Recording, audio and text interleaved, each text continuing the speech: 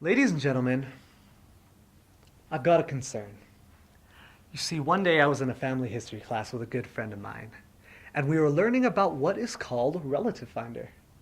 You see, the concept behind relative finder is that you plug in your own family history information, and it will show you all of the famous people in your family history on one convenient page. So, generally excited, my friend and I plugged in our information. She found that she was related to several famous people on her line, including Henry David Thoreau, the Wright brothers, several presidents of the United States, and a few of the pioneers that had crossed the plains to the Salt Lake Valley. Now, getting even more excited, I waited ever so patiently for the result.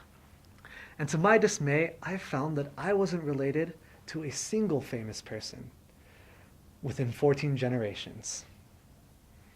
Now, being of Filipino descent and a second generation member of the church, I guess I shouldn't have been too surprised. And yet, a part of me had always wished that I had ancestors that had crossed the plains, who had seen great adversity, and better yet, saw great miracles in those adversities. Well, a closer look into my own family history, and I came to the realization that you don't have to cross the plains in order to be a pioneer. Now, according to Webster's dictionary, a pioneer is someone who was among the first to move into or settle in a new area, country, or place. In which case, I have ancestors that fulfill that description. Our story begins with a young boy and a young girl who grew up on the same street in the Philippines. You can quickly see where this is going. Now, the young boy had the opportunity when he was 15 to go to the United States with his stepfather, who was a member of the United States Air Force. Now, while he was there finishing school, he wrote the young girl every week for 3 years. And little did he know that a few months before he was able to return to the Philippines as a member of the Air Force himself, the young girl was baptized into the Church of Jesus Christ of Latter-day Saints. And she made it abundantly clear to him that she would only marry another member. So the young man, being as ambitious and driven as he was, called up the missionaries himself when he returned to America and said, "Hey, how can I get baptized?" Now, if you were those missionaries, wouldn't you like an investigator like that?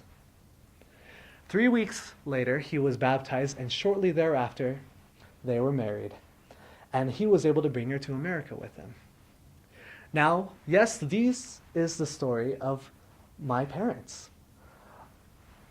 They fulfill the definition of a pioneer in that they were the first in their family not only to come to America, but to embrace the gospel of Jesus Christ. And their modern day pioneer story is why I'm able to stand before you today. Now, the second definition of a pioneer is one who helps in the development of new ideas or methods, in which case I myself can be considered a pioneer. You see, I've had the wonderful opportunity to work in Dr. Christensen's cancer research lab, where we are testing the cancer preventative effects of selenium and soy isoflavones on prostate cancer. And so, my assisting or helping in his development of these new cancer preventative methods could qualify me as a pioneer in my own right.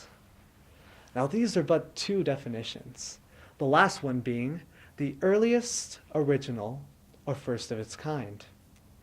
In which case, I dare say that every person is a pioneer.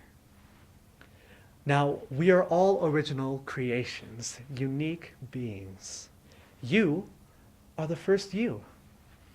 And just like the pioneers who were obedient despite their adversities and were able to see great miracles, so too can we, if we are obedient in the midst of our adversities, see great miracles in our day.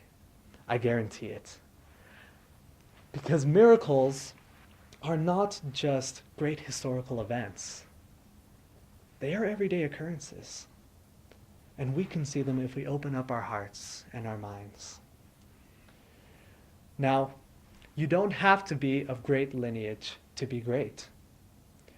Greatness comes from the everyday decisions that we make. In the words of Thomas S. Monson, decisions determine destiny. So then let us decide now what our destinies will be. by deciding to choose what is right. And so, I'd like to live my life in such a way that my great, great, great grandkids will be able to look back in my life with the same admiration that I do for those in the Martin Handcart Company. And so let us all be modern day pioneers and write our own pioneer stories by deciding to do what is right.